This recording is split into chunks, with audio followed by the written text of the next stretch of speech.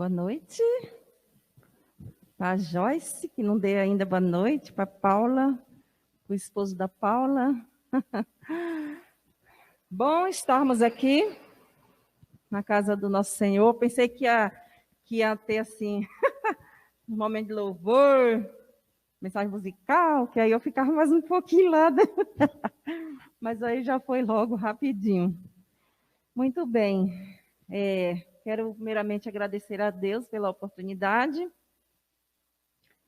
porque se não fosse por Ele, não estaríamos aqui, não é mesmo? E agradecer também o convite do Luciano, né? A Sandra tentou me trazer um outro dia aqui, mas não foi possível a gente vir. Mas agora a gente veio e estamos aqui com a aceitação de vocês, né? Se vocês não aceitarem, eu não venho também, né? E Deus seja louvado por tudo. A mensagem dessa noite traz para nós uma pergunta. É uma pergunta que não quer calar, né? A pergunta da nossa caminhada cristã. E antes da gente abrir a Bíblia, vamos orar? Curva sua cabeça. Senhor Deus e Pai, esteja comigo. A mensagem não é minha, a mensagem é tua. Portanto, que o Senhor possa inspirar para que essa mensagem possa ter um lugar todo especial em nossos corações e que podemos também entendê-la, praticá-la e aguardar a tua breve volta. Em nome de Jesus, amém.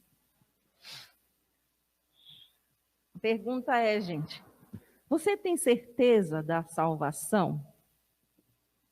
Eu não vou nem pedir para erguer a mão, porque eu já vi isso em um outro local. Ninguém ergueu a mão. Não ergueu porque a resposta era negativa. Então, não tinha certeza da salvação. E eu vim essa noite aqui falar para você que não tem a certeza da sua salvação. Você vai sair daqui essa noite convicto de que você, quando alguém perguntar, você tem certeza da sua salvação? Você tem que falar com toda a convicção, sim, eu tenho. E a gente vai ver por que você tem que ter essa certeza. Todo cristão precisa ter essa certeza, não pode titubear. E tem, assim, algumas questões pelas quais as pessoas não têm certeza da salvação. E uma delas é a comunhão com nosso Senhor Jesus. É a amizade que não foi desenvolvida. Quando você tem um amigo que você desenvolve aquela amizade boa, aquela amizade gostosa, tudo do seu amigo você entende. Tudo dele você apoia. Mesmo se você não concorda, você chega nele e fala. Se seu amigo ele tem um plano e ele expõe para você aquele plano, e se você, principalmente se você estiver incluída naquele plano, então é uma obrigação sua entender o plano. Meus queridos, então, se nós estamos nessa caminhada cristã, se nós estamos com Jesus, nós estamos por Jesus, nós aguardamos Jesus, nós queremos ser salvos, a gente tem por obrigação entender o plano da salvação. Bem, quando muitas vezes a pessoa também não aceitou verdadeiramente como seu salvador pessoal. Isso precisa acontecer na minha e na sua vida, para que a gente entenda o plano da salvação e para que a gente aceite o plano da salvação e para que a gente tenha convicção de que realmente nós iremos ser salvos. Uma certa vez, faz algum tempinho, eu era lá do Jaraguá, da igreja do Jaraguá, central do Jaraguá, e esse professor, o Colucci, ele já até faleceu. E na classe da Escola Sabatina, a lição daquele trimestre transcorria nesse tema da salvação. E ele perguntou para a classe: você tem certeza da sua salvação? Foi daí, então, que esse tema começou a me chamar a atenção, que eu comecei a gostar desse tema. E, por incrível que pareça, uma classe de 8, 10 pessoas, eu ergui a minha mão, porque eu falei que eu tinha certeza da minha salvação. Porque eu tinha estudado a lição e eu tinha entendido isso. Eu não sei dizer quanto tempo tem isso.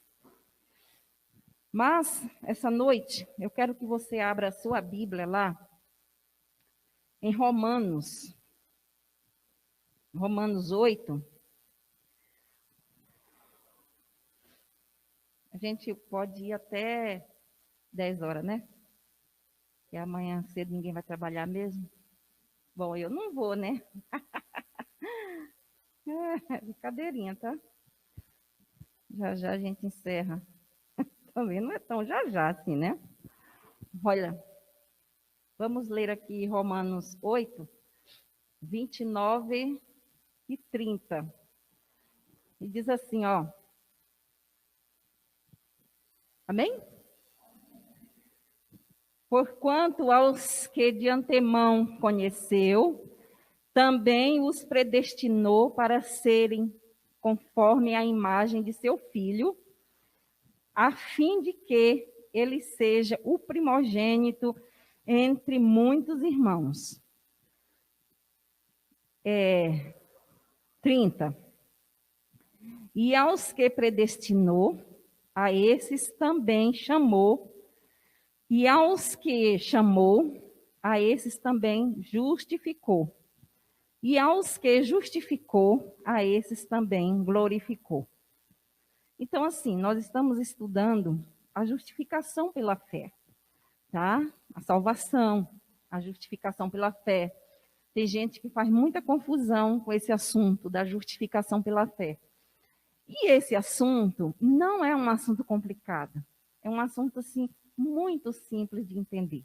E se você, nessa noite, tem esse entendimento, assim, um pouco difuso sobre a justificação pela fé, você vai sair daqui bem light, com a sua mente bem fresquinha, entendendo, então, esse tema da justificação pela fé. Quando eu conheci o pastor Bullion, conheci, entre aspas, né?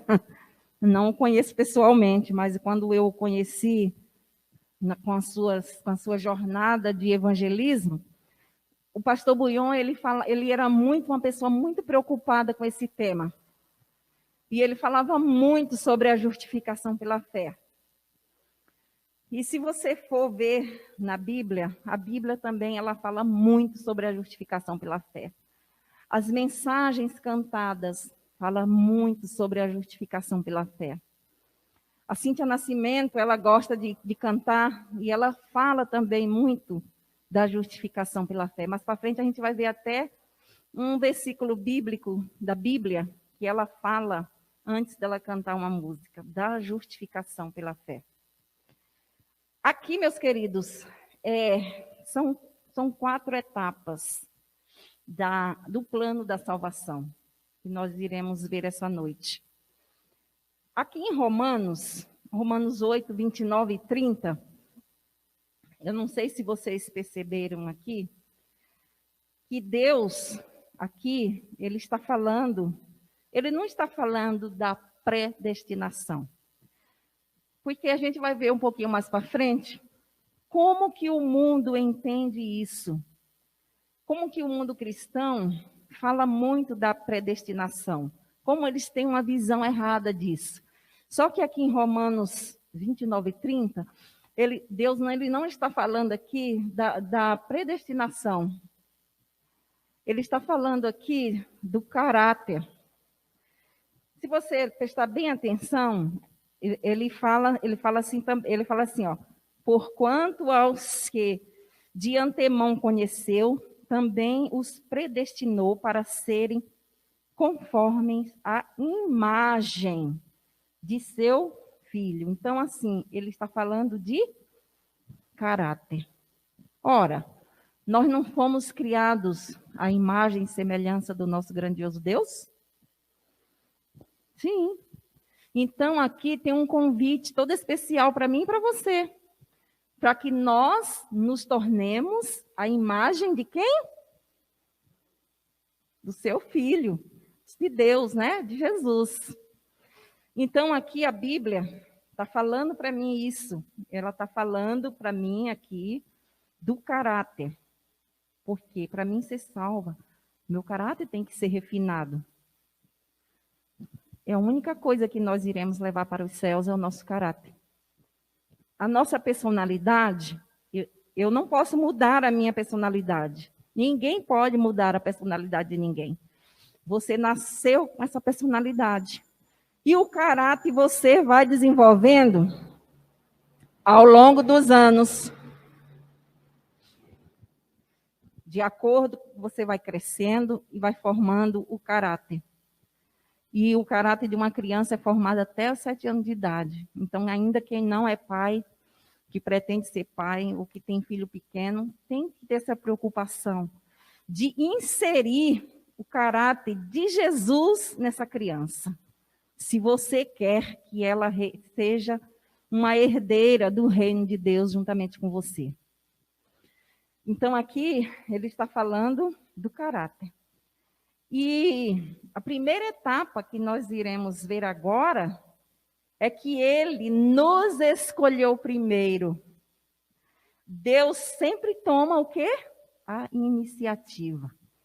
E interessante que eu vou falar para vocês agora, que desde que eu me conheço por gente, que eu comecei a entender o evangelho, que até hoje a gente não entende, não é verdade? A gente só vai conseguir entender lá na eternidade. Gente, eu sempre vi isso em Deus. Eu sempre vi Deus correndo atrás de mim, de você, do ser humano no geral. Deus, ele sempre está tomando a iniciativa. Nunca eu tomo a iniciativa, nunca. Sempre ele toma a iniciativa. E quando ele vem, eu preciso me entregar para ele. Então, assim, a primeira etapa é que a salvação é uma iniciativa de Deus. E se você sabe por que não pode ser uma iniciativa minha? Para que eu não me englorie. Romanos fala isso. Eu não posso tomar iniciativa, é Deus mesmo que tem que tomar essa iniciativa. Agora, se o meu caráter é um caráter já refinado, uma vez que Deus tomou a iniciativa e me chamou, você lembra quando foi o seu chamado? Aqui, não tem ninguém aqui que é adventista de berço, né? Pelo que eu conheço de vocês aqui, ó, que bom que a gente se conhece, né, gente? Pelo que eu conheço aqui, ó, ninguém é adventista de berço. Eu sou adventista de berço. Então, assim, eu tinha 3 anos de idade. Então, eu posso me considerar adventista de berço. O meu caráter foi sendo formado ali, no lar cristão. Vocês não. Porém, quando Deus tomou a iniciativa, que te chamou, ele falou assim, eu preciso colocar o meu caráter em você. Eu tomei a iniciativa. E daqui para frente, você tem que trilhar os caminhos assim, com esse caráter que eu estou te dando. Que vou te colocar dentro de você a cada dia, porque isso vai ser uma obra assim, vamos dizer assim, eterna, né? Porque é cada dia, é um pouquinho hoje, é um pouquinho amanhã, e você não pode desistir. Você não pode dar um passo para trás. Você pode até cair no meio do caminho. E ele te levanta. Agora, retroceder, nunca, jamais. Entendeu? Então, assim, a obra da salvação, essa iniciativa que Deus teve com você, é algo que tem que ser eterno. Tem que ser para sempre. E algumas pessoas podem encontrar você e falar assim, você ainda é crente? Né, Toninho? Alguém já perguntou para você isso aí? Não? Então, mas já me perguntaram se ainda é crente. Agora, ultimamente, eles não perguntam mais, muito assim, né? Perguntam outras coisas. Sim, eu sou. Nunca mais eu irei sair da presença do Senhor. Nunca mais eu vou sair da lei de crente, né? Assim que o povo fala do Nordeste. Meus queridos, a segunda etapa é a etapa da salvação, tá? A gente viu a primeira, que a salvação é uma iniciativa de Deus. E a segunda etapa, mas você não está falando redundância não, Chile? Não, porque ele tomou a iniciativa. E agora a salvação, que está disponível para mim e para você, então, ele morreu. A iniciativa, você sabe qual que foi. Ele veio, ele sofreu, ele morreu na cruz do Calvário. Essa foi a iniciativa. Ele deu a vida por mim, por você. E agora, ele falou assim, está aí, eu morri por você. Está aí a salvação. E a segunda etapa é a salvação. E essa salvação você tem que aceitar. Por isso a pergunta, você tem certeza da sua salvação? Por isso você precisa ter certeza da salvação. Você não tem certeza não que Jesus morreu na cruz para te salvar? Se não tem, procura ter. Porque senão está no lugar errado. Está fazendo tudo errado. Precisamos ter essa certeza. Porque se a gente não tem essa certeza, a morte do nosso Senhor Jesus para nos salvar, então é debalde? Claro que não. Então, Romanos, a gente recapitula o versículo 29 de Romanos, não é? Porque aqui ele não falou da predestinação, ele falou aqui realmente do caráter. E o mundo religioso, existe a predestinação. A Bíblia não está falando aqui, nesse momento, da predestinação, porque ele está falando aqui do caráter, mas a gente não pode deixar passar batido que o mundo religioso, eles falam da predestinação. Então, assim, tem pessoas que elas dizem que elas foram predestinadas para isso, para aquilo outro. Tudo coisas vãs. E João Calvino, ele dizia que só havia salvação pela igreja. E o povo daquela época, eles tinham uma preocupação. Ora, você já pensou? Salvação pela igreja? Tu não vai ser salvo nunca, viu, Toninho? Tu não vai, porque a igreja, ela é doente.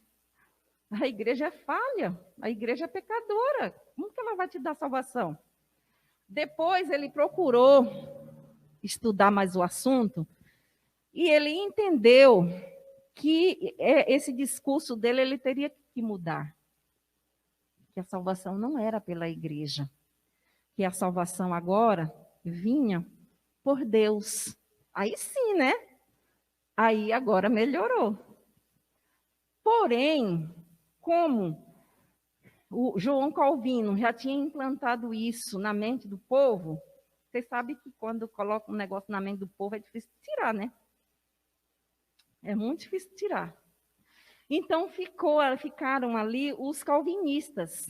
E os calvinistas, então, eles procuraram uma doutrina muito ridícula, para não dizer satânica. E era satânica mesmo.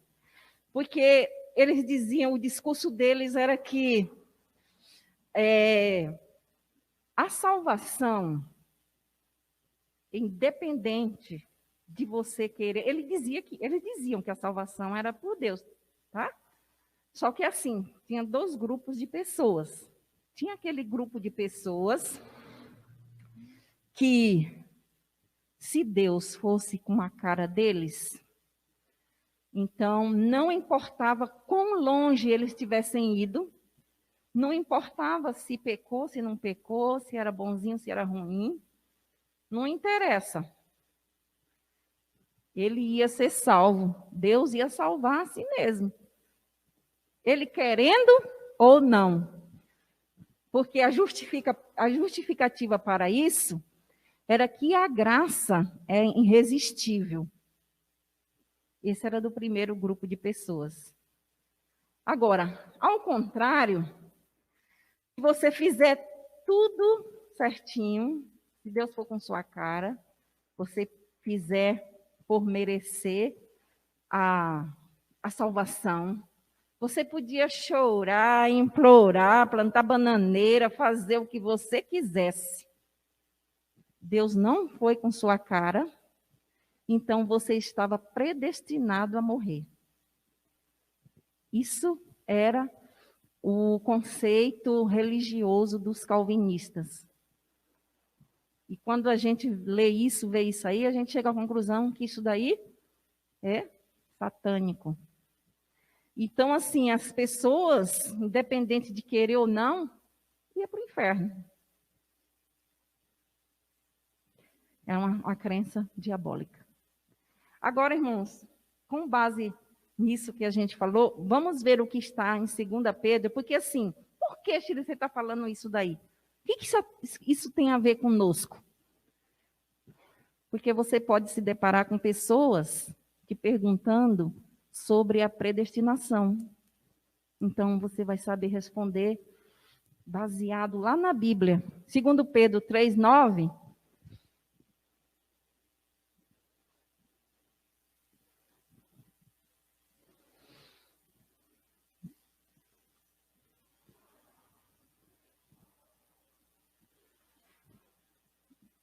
Quem achou pode ler? Eu estou procurando ainda e está difícil aqui achar.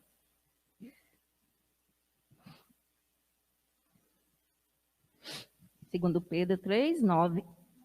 O Senhor a sua promessa, como alguns fazem não tem morada. Pelo contrário, ele é um ganho para vocês, não querendo que nenhum pereça, senão que todos cheguem ao fim. Olha, queridos, caiu por terra, né? Caiu por terra aqui a teoria dos calvinistas, que alguns, né, que falou aí na sua Bíblia, que alguns não se percam, é isso? Todos, né? A Bíblia está falando assim, olha, que todos não se percam, mas que todos tenham direito ao quê? Ao arrependimento. E lá em Ezequiel 18:32,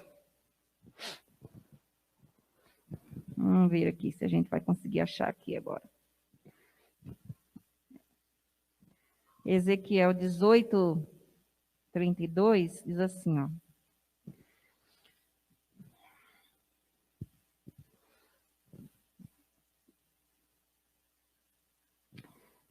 Porque não tenho prazer na morte de ninguém, diz o Senhor Deus. Portanto, convertei-vos e vivei.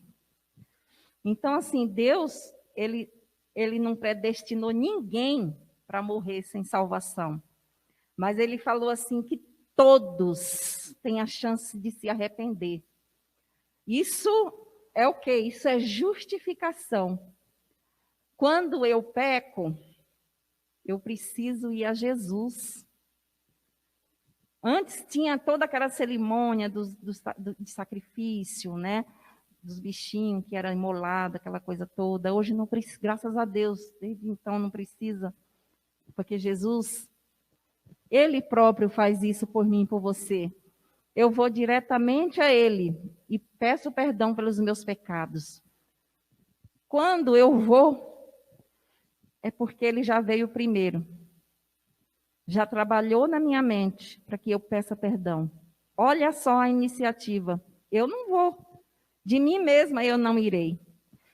Por isso a importância daquilo que a gente falou no começo, o relacionamento com Jesus. Essa aproximação diária com Ele. Para que Ele envie o seu Espírito Santo na minha e na tua vida, para que a gente peça perdão. Aí, mas eu dormi e acordei agora. Que pecado que eu cometi? Enganou-se. tu já nasceu pecando. Tu já nasceu pecador. Então, assim, é todo momento que tem que pedir perdão. Quando eu volto, quando ele me busca que eu volto, eu já volto como? Justificada. Eu sou justificada, Deus me justificou. Ou seja, Deus apagou os meus pecados. E alguém procura 1 Tessalonicenses 5:9?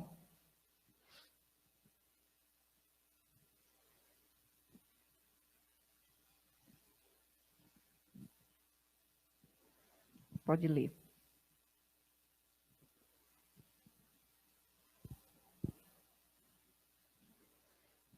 Primeiro Tessalonicenses. Deus não nos escolheu para sofrermos o castigo da sua ira, mas para nos dar a salvação por meio de nosso Senhor Jesus Cristo. Olha só. Então, assim, é bem assim que acontece. Deus, ele não gosta de ver a gente sofrendo por causa dos nossos pecados. Agora a gente vai para a terceira etapa. A terceira etapa, a gente vai ver sobre mais um pouquinho da justificação, porque o amor e a justiça se unem na cruz. A justificação, o perdão para quem aceita. E eu queria que você lesse Romanos 5:1. E alguém já pode procurar Efésios 2:8. E vamos ver Romanos 5:1.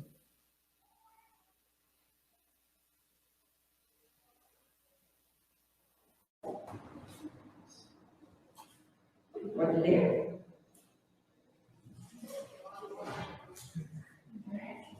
Justificados, pois, mediante a fé, temos a paz com Deus, por meio de nosso Senhor Jesus Cristo. Então, nós somos justificados mediante a fé em Cristo Jesus. E Efésios 2:8. A gente fazer um comentário disso daí. Porque pela graça sois salvos por meio da fé. Isto não vem de vós, é dom de Deus. E Cíntia Alves, antes dela cantar a música, ela fala esse versículo que eu acho lindo, maravilhoso. Isso aqui é a pura justificação pela fé. Meus queridos, a fé é um dom de Deus, a fé é um presente. Então, para que eu seja justificada perante o meu Senhor Jesus, eu preciso ter fé. Porque sem fé é impossível agradar a Deus. Sem fé, eu não conseguirei. Você sabe por que você consegue pedir perdão para Deus? Além de tudo que nós já falamos? Por causa da sua fé. Você sabe por que aquela pessoa que estava lá no hospital, entubada, ela saiu de lá? Porque você orou com fé. Porque você pediu para alguém orar e você estava com fé. Vamos nos unir aqui em oração, vamos nos unir em fé. Tem que ter realmente a fé. E a fé é um presente. Quem gosta de presente aqui? Todo mundo gosta de presente. Mas eu vou falar uma coisa aqui para vocês que vocês vão ficar chocados. Deixa de ser mentiroso, mentirosa. Deixa de ser hipócrita. Porque você disse que gosta de presente. A fé é um presente. Você está pedindo para o Senhor? Lá no céu, o céu está repleto de fé. Deus está assim, ó, para dar para mim e para você. Você lembra quando Jesus falou para os discípulos que eles eram homens de pouca fé? E que precisava ter fé, pelo menos do tamanho de um grãozinho de mostarda? Então, eu e você, a gente mente. quando a gente fala que a gente gosta do presente. Porque o presente que eu gostaria de receber era um notebook, era um relógio caro,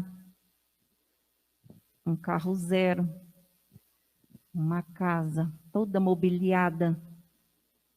É isso que eu gostaria de receber. Quando eu estou falando disso aqui, eu não estou mentindo, que é isso que tem dentro do meu coração. Agora, quando fala das coisas de Deus, aí a gente mente com a cara mais limpa. Eu não estou falando para você não, meu querido, estou falando para mim. Que nós, seres humanos, somos todos iguais. Às vezes a gente não muda nem de endereço. É lá mesmo, no mesmo endereço. Tudo na mesma casa. É tudo igual. Tudo merecedor da justiça de Cristo, da graça de Cristo. A fé é um presente de Deus. Não vem a fé, eu não consigo ter fé eu mesma. Para mim ter fé, eu preciso pedir a Deus. Por que a gente tem fé nas coisas terrenas? E das coisas espirituais, a gente não tem fé. A fé é pouca.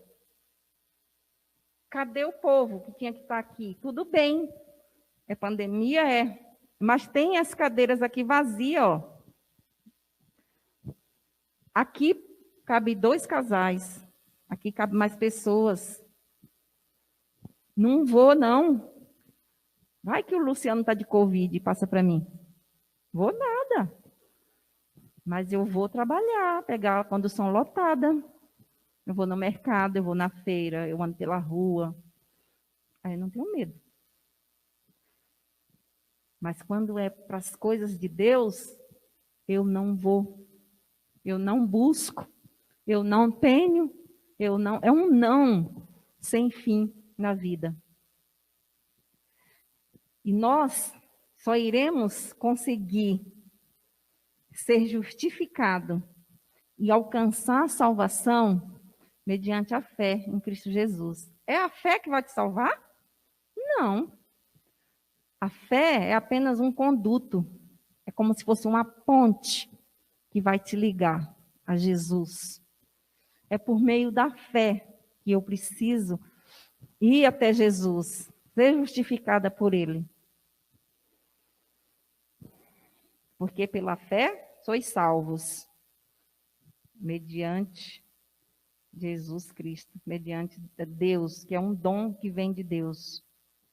E agora nós vamos para nossa quarta etapa. E já estamos chegando no final.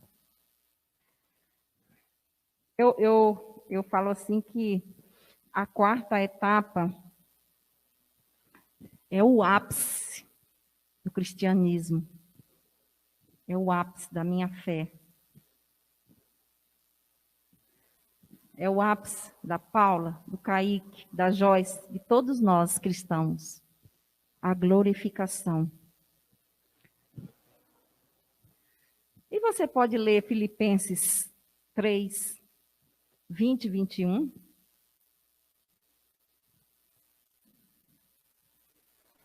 Que a glorificação é a fase mais aguardada do cristão, de cada um de nós.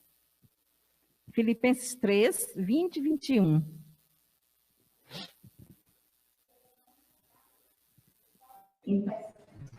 Aguardamos o Salvador, o Senhor Jesus Cristo, o qual transformará o nosso corpo de humilhação, para ser igual ao corpo da sua glória, segundo a eficácia do poder que ele tem de até subordinar assim todas as coisas.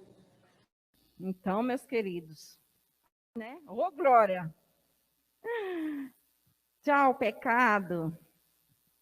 Tchau, culpa. Tchau, vida errada. Essa é a glorificação. Que bom que agora eu sou liberta. O meu corpo vai ser restaurado. Aquele que foi transpassado, que morreu há não sei quantos anos atrás, que morreu em Cristo Jesus.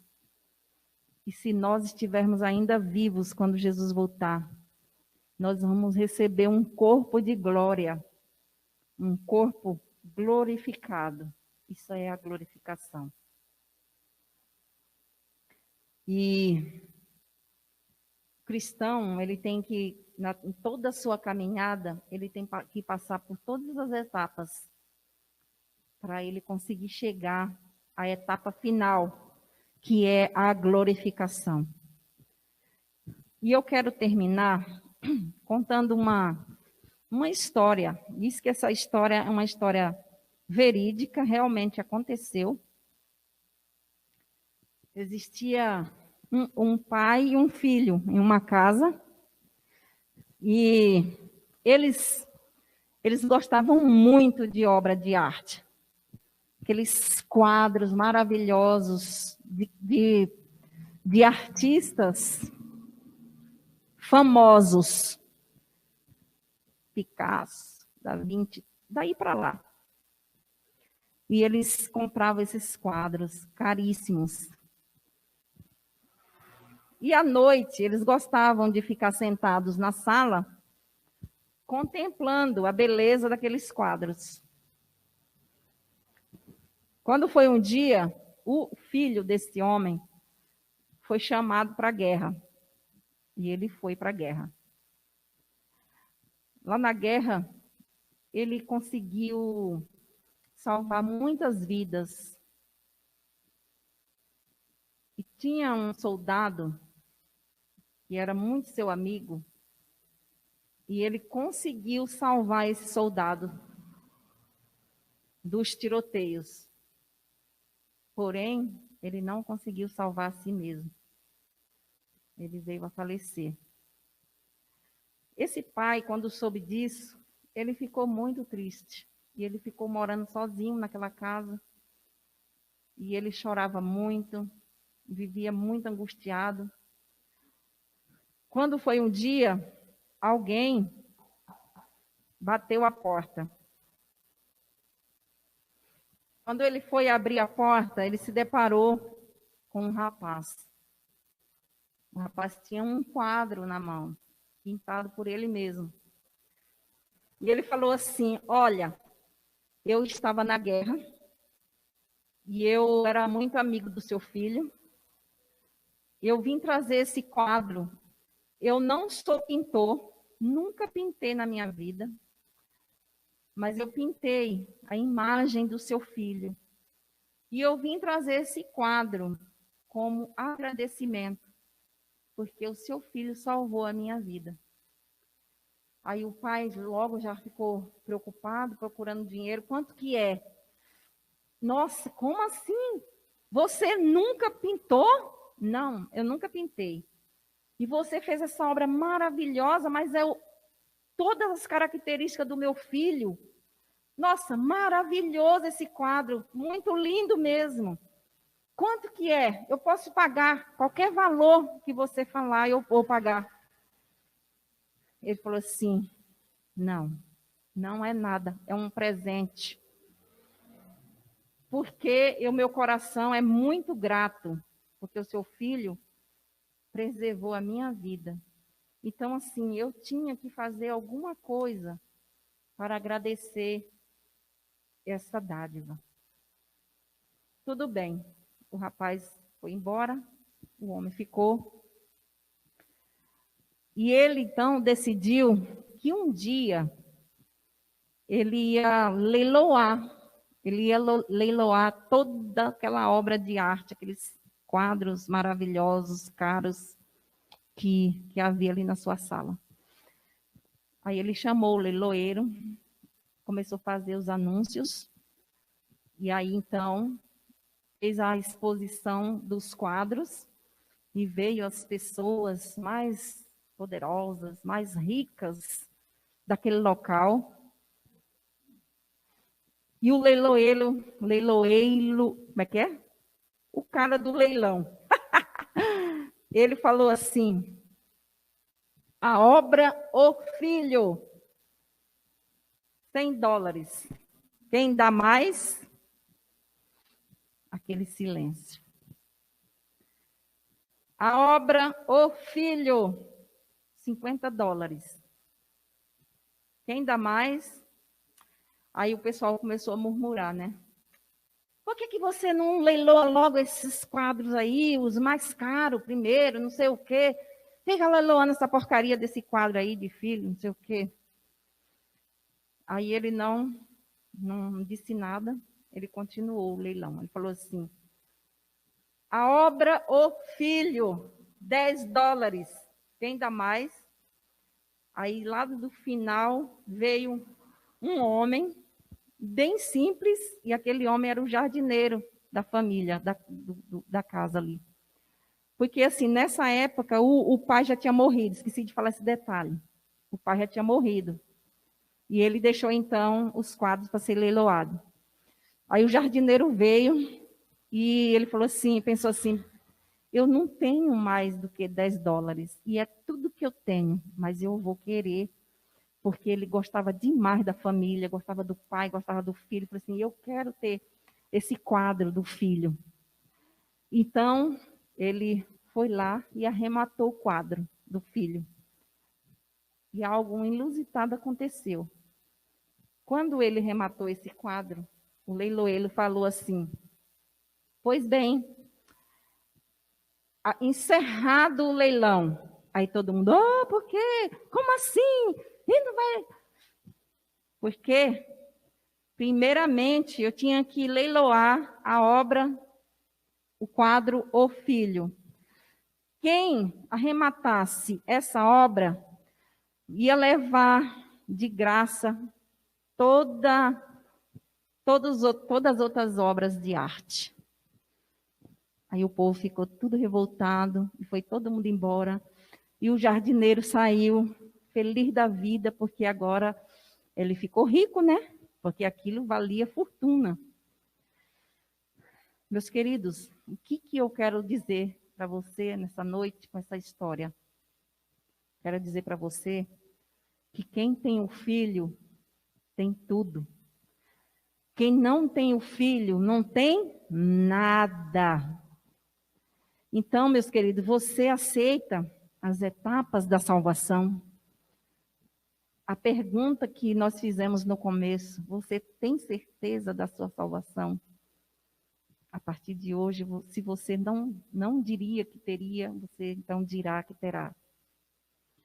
Porque a etapa da salvação é a salvação, que é uma iniciativa divina. Essa foi a primeira etapa. A segunda, a salvação. A terceira, a justificação. E a última, a glorificação. O Senhor, Ele está de braços abertos, esperando eu e você, para que nós seremos naquele dia de glória, glorificado, sair desse mundo escuro, imundo de pecado, e viver uma vida linda, maravilhosa, de alegria e de verdadeira liberdade, ao lado do nosso Senhor Jesus. E nesse momento que vai ser projetada a música, que você possa realmente fazer uma entrega no seu coração. É a mesma que cantamos no começo. Cante essa música com todo o louvor que tem dentro de você. Tira tudo que não presta. Pede para o Senhor Jesus tirar tudo que não presta. Coloca essas etapas daqui para frente na tua vida. E através dessa mensagem, você agora possa se entregar de fato e dar a resposta positiva para o nosso Senhor Jesus.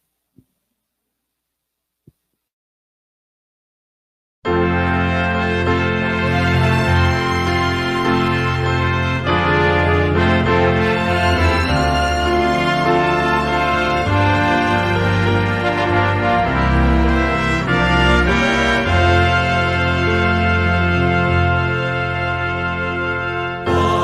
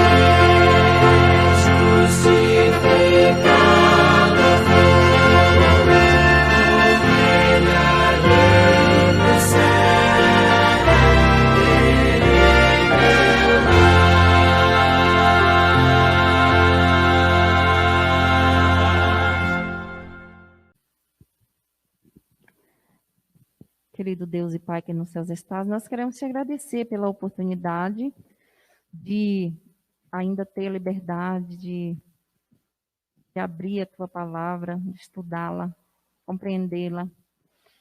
Que possamos, Senhor, praticar nas nossas vidas a cada dia. Que nós possamos sair da vida de pecado, que não possamos viver nossa vida de pecadeiro, mas buscar esse presente, aceitar esse presente que o Senhor dá para cada um de nós, que é a fé, através dessa fé linda que o Senhor nos dá, que nós possamos ir até Jesus, pedir perdão pelos nossos pecados, para que nós possamos passar por todas essas etapas e aguardar a tua breve volta, para que um dia possamos ser glorificados na tua pessoa. Senhor, leva-nos para os nossos destinos, na tua companhia dos teus santos anjos, dando para nós uma boa semana.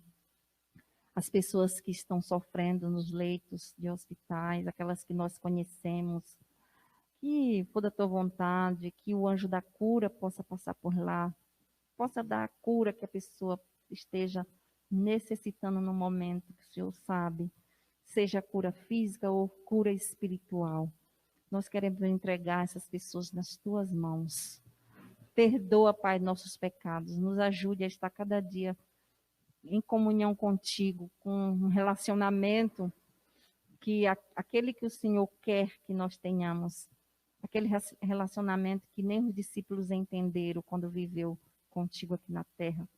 Mas depois que o Senhor subiu aos céus, eles entenderam e eles continuaram se relacionando contigo de uma maneira firme e verdadeira. É esse que o Senhor quer para cada um de nós.